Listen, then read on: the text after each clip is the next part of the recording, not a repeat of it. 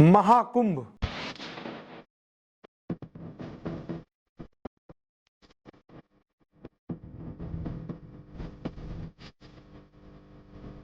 पिछले एक महीने से इंटरनेट पर सबसे ज्यादा सर्च किया जाने वाला कीवर्ड।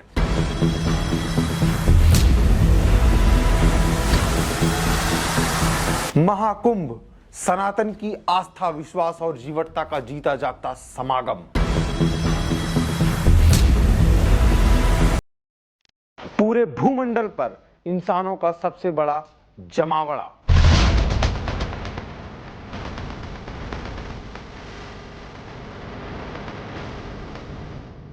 सनातन में बुद्ध के साथ साथ युद्ध भी जरूरी है। सनातन में व्यक्ति व्यक्ति में कोई भेदभाव नहीं है। सनातन में सन्यासी योद्धाओं की परंपरा भी है। सनातन में प्रकृति के प्रति कृतज्ञता भी है। सनातन सुंदरतम भी है और मनोहारी भी। विश्व मंगल, लोक मंगल, राष्ट्र मंगल और स्वमंगल से भी ऊपर विश्व मंगल की कामना करता है सनातन।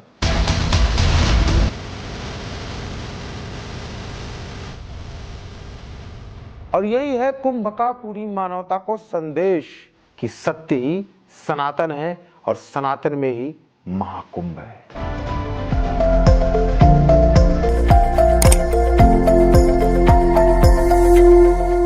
नमस्ते बंधुओं, मेरा नाम है सौरभ पांडेश्वर और आपका स्वागत, वंदन और अभिनंदन है देसी ग्लोबल टॉक्स के इस अंक में। आज मैं इस पर बात नहीं करूंगा कि 13 जनवरी 2025 से शुरू हुआ महाकुंभ कितना ऐतिहासिक है, कैसे महज 33 दिनों में दुनिया भर के कोने कोने से आए 50 करोड़ आस्थावान हिंदू इसमें डुबकी लगा चुके हैं। मैं यह भी आपको नहीं बताने आया हूं कि कुंभ का इतिहास क्या है, क्योंकि इसकी प्राचीनता का प्रमाण तो स्वयं पौराणिक कथाएं बताती हैं। जब समुद्र मंथन के बाद अमृत निकला और उसके बाद देवासुर संग्राम में कुछ बूंदें हरिद्वार, प्रयागराज, नासिक और उज्जैन में गिरी और तब से कुंभ अस्तित्व में आया है। मैं ये नहीं बताने आया हूं कि कुंभ से कितना रेवेन्यू जनरेट होगा, क्योंकि वो पहले एक वीडियो में बता चुका हूं। डिस्क्रिप्शन में लिंक है, जाकर देख सकते हैं। मैं आज आपको बताऊंगा कि जब से महाकुंभ का आरंभ हुआ है तब से कुछ राजनेता लगातार उसकी गरिमा, उसकी आभा को धूमिल करने और जनता को भ्रमित करने की एक सूत्रीय योजना पर काम कर रहे हैं। लेकिन क्या ये पहली बार हो रहा है, ये जानेंगे। और ये भी बताऊंगा कि सितारों के शहर सा जगमगाता ये कुंभ नगर क्या हमेशा ऐसा ही आकर्षक और मनोहारी था। साथ ही हम बताएंगे कि इतिहास कितना निष्ठुर रहा है हमारे इस महाकुंभ के आयोजन को लेकर। तो आइए शुरू करते हैं। महाकुंभ के दौरान कई तरह के किस्से और कहानियां हमें सुनने को मिलती हैं। हर बार कुंभ जो होता है अपने पिछले कुंभ से अलग होता है, बेहतरीन होता है।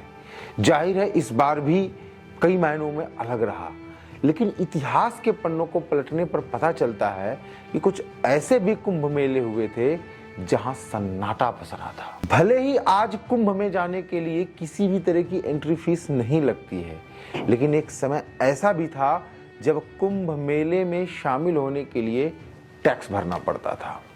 आइए आज हम आपको इतिहास और इतिहासकारों के मुताबिक कुंभ से जुड़े कुछ किस्से और कहानियों के बारे में बताते हैं। ऐसा इतिहास जो हर भारतीय तक पहुंचना चाहिए। एक किताब है खुलासत उत तवारीख। इसमें दिल्ली पर राज करने वाले मुगल शासकों का जिक्र मिलता है और इसमें कुंभ मेले का भी उल्लेख है। इसमें बताया गया है कि 16वीं शताब्दी में दिल्ली की गद्दी पर मुगल बादशाह अकबर का कब्जा था, जिसे आप देखते होंगे कुछ दरबारी इतिहासकार महान भी बताते हैं।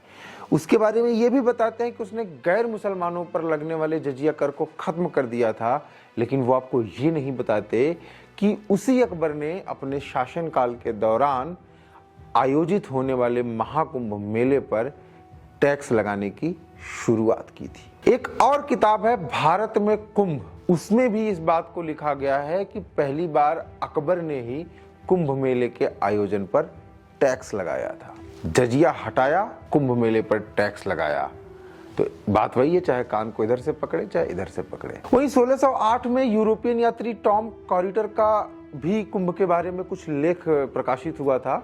उसमें बताया गया कि 1620 ईस्वी में मुगल शासक जहांगीर हरिद्वार में आयोजित कुंभ मेला गया और वहां पर उसे कुछ समझ नहीं आया, कुछ अच्छा नहीं लगा, तो वहां से वो कांगड़ा चला गया। वैसे भी अच्छा कैसे लगता, काफिरों का पर्व, काफिरों की परंपरा अच्छी कैसे लग सकती है किसी अल्लाह के बंदे को। फिर 1776 में वो होता है जिसने पूरे हिंदू समुदाय को हिलाकर रख दिया। 1776 में मुगल शासक शाह आलम ने कुंभ मेले को लूट लिया था, जिसका जिक्र इतिहासकार जमीयत खान ने अपनी किताब जमीयत नामा में बाकायदा किया हुआ है। अब बताइए, पूरे कुंभ मेले को ही लूट लिया गया था, श्रद्धालुओं पे क्या बीती होगी। फिर आते हैं 1857 की क्रांति के बाद ब्रिटिश सरकार ने घबराकर कुंभ मेले में शामिल होने पर ₹1.25 का टैक्स लगा दिया था। अब सोचिए, उस समय ₹1.25 का टैक्स आम जनता के लिए बहुत ही मुश्किल काम था, नामुमकिन के बराबर था।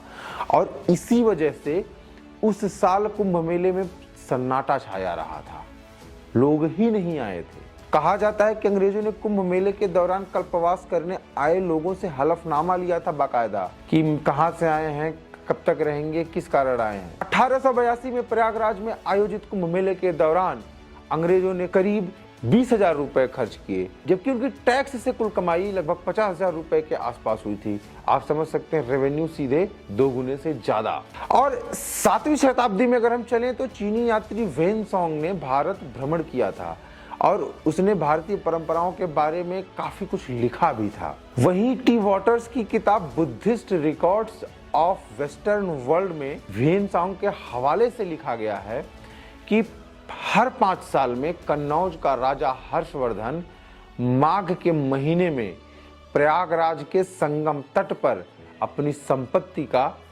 दान किया करता था। किताब में कपीश और मालवा के राजाओं के भी दान करने के बारे में लिखा गया है। हालांकि किताब में कहीं भी कुंभ मेले का जिक्र नहीं है, लेकिन माघ के महीने में प्रयागराज के संगम पर धार्मिक आयोजन के बारे में लिखा गया है, जो कि माघ मेला हर साल प्रयागराज में लगता है, अभी भी लगता है। तो बात वही है, वो कुंभ के आप छोटे संस्करण के तौर पर माघ मेले को समझ सकते हैं। और कुंभ से जुड़ा एक और रोचक तथ्य आपको बताऊं कि जदुनाथ सरकार की किताब अ हिस्ट्री ऑफ द नामी नागा सन्यासीज में लिखा गया है कि 1253 में हरिद्वार में हुए कुंभ मेले के दौरान शैव नागा सन्यासियों और वैष्णव वैरागी सन्यासियों के बीच में युद्ध हुआ था। किस बात को लेकर हुआ था इसकी डिटेलिंग तो नहीं है, लेकिन युद्ध हुआ था जिसमें नागा सन्यासियों की जीत हुई थी। डॉक्टर डीपी दुबे की किताब कुंभ मेला पिलग्रिमेज में लिखा गया है कि 1514 ईस्वी में चैतन्य महाप्रभु ने भी प्रयागराज में आयोजित कुंभ मेले के दौरान संगम का स्नान किया था। ये चंद तथ्य हैं जो कुछ चुनिंदा पुस्तकों से मैं आपके लिए निकाल कर लाया हूं, जो इस बात की पुष्टि करते हैं कि प्राचीन कुंभ की ये सनातन यात्रा इतनी आसान नहीं थी। हजारों सालों के संस्कृतियों और सभ्यताओं के संघर्ष और लाखों साम्राज्यों के उदय और पतन के अनुभवों को अपने भीतर समेटे हुए ये महाकुंभ भूत, वर्तमान और भविष्य को जोड़ने वाली एक श्रृंखला है। ये वो परंपरा है जो सनातन के परचम को हमेशा बुलंद रखेगी, जो सनातन को हमेशा जीवंत रखेगी, जो आने वाली पीढ़ियों का मार्गदर्शन करेगी और जो बीत चुकी पीढ़ियों का उद्धार करेगी।